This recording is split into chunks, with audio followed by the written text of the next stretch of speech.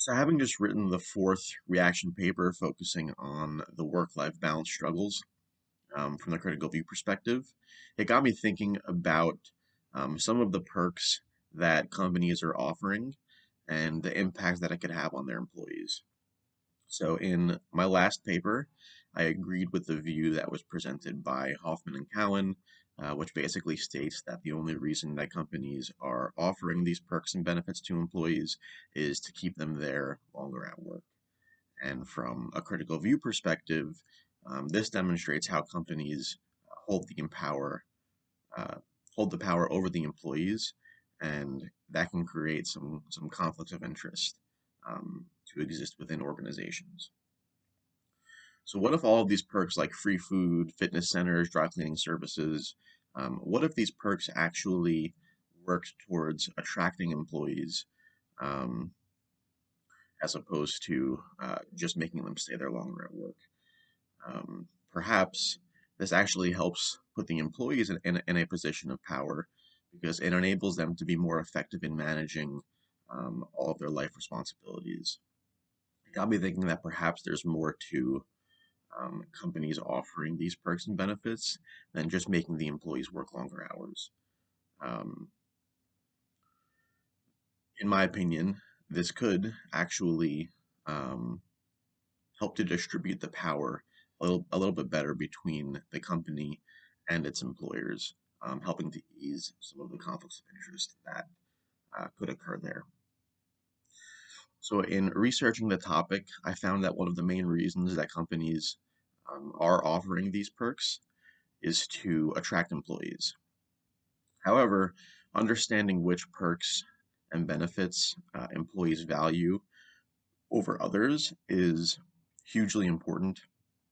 So, based on a 2020 survey of over 2,000 people, most of the people that took the survey put a much higher value on uh, perks such as health and wellness, flexible hours, more vacation time, work from home capability, than they did on perks such as free food and fitness centers, for example.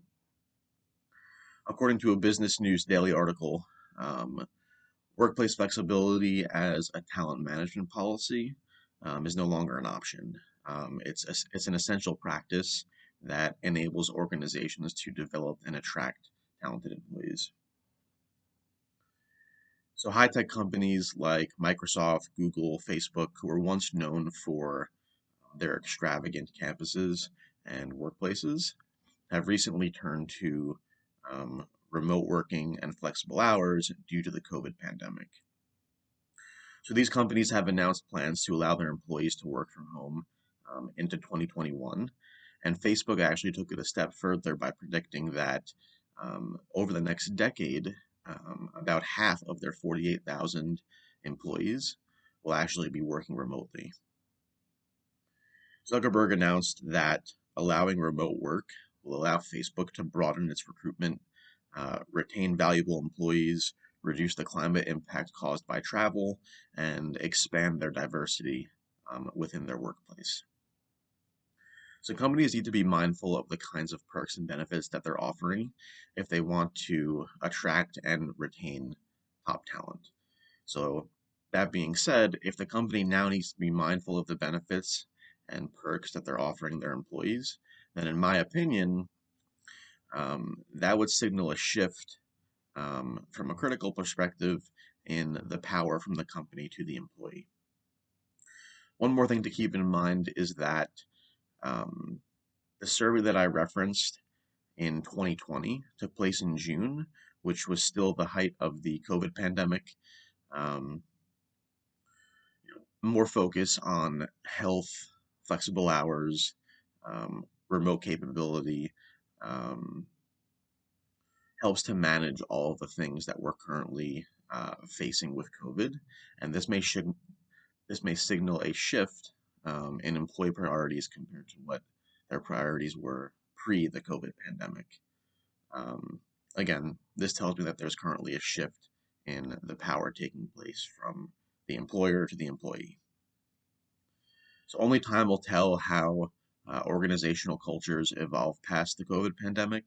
But one thing's for sure, and that's that organizational communication will be key to fostering effective team collaboration with more teams working remotely and a greater focus on the employee well-being.